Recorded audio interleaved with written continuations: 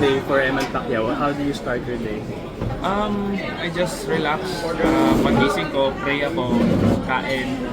Tapos isipin ko anong gagawin ko. Tapos pag wala naman, relax lang ko. Babasa ko ng mga manga, lalakad-lakad ako. Ano favorite manga mo?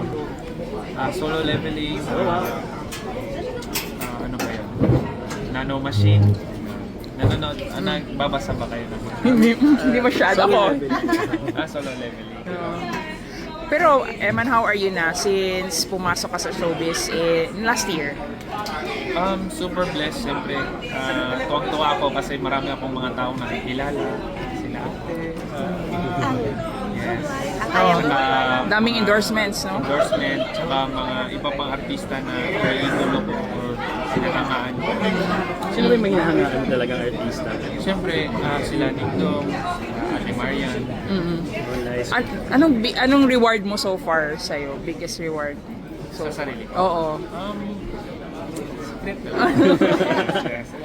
Pero ano, well, of course, yung dad mo is a champion boxer. Ikaw ba, ano sa tingin mo naman mo kay Sir Manny?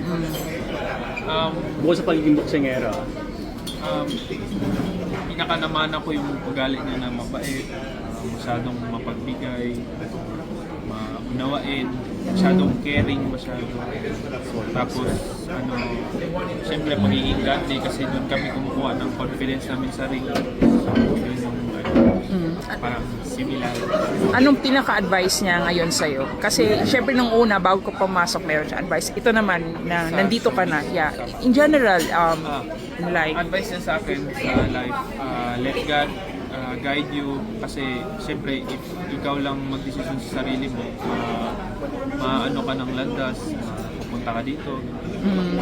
How about sa career naman, sa boxing Sa career especially? naman, sabi niya, pag-pray mo lang lagi yung ginagawa mo, focus so anong ginagawa mo.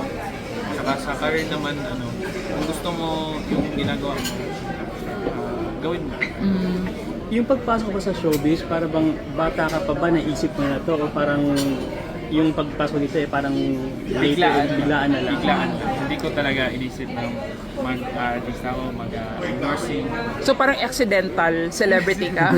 Parang hindi ko talaga or inisip or pinangarap na biglaan lang. Oo. Nang nag-trending ka ba sa social media, especially nakilala ka last year, para bang, ano yung unang reaction mo? Siyempre na, ako, mesmerize ako na, ako na sa, ha? Ako? Parang napaisip ako na, thank you Lord. Nagbasa ka ba ng mga comments? Opo, nagbasa ako. Hanggang umaga. Hanggang umaga.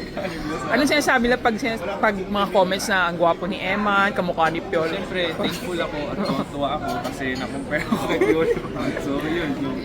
Pero how do you take care na of yourself? Kasi syempre, ka na parang iniidolo ka na. How do you take care of yourself mentally, spiritually?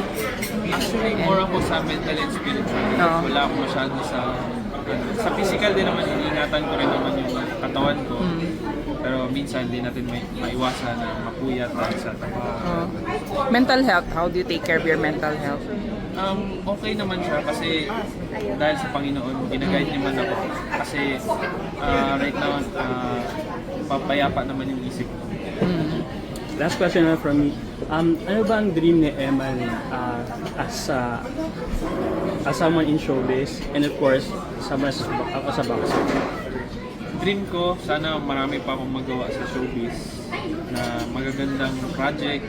Siyempre, kung merong pagkakataon mga acting, more endorsement, na ma-inspire ko talaga yung mga kabataan na galing sa no one from someone. Ganun. Na ma-inspire ko sila na kahit anong mangyari sa buhay, kahit di ka man pinakamagaling o matalino, as long na hindi ka susuko at may tiwala ka sa Panginoon at sa sariling kakayahan, mararating mo yun. Last ultimate dream mo sa boxing, world champion ba? Ultimate dream ko, hindi man ako maging pinakamagaling. Gusto ko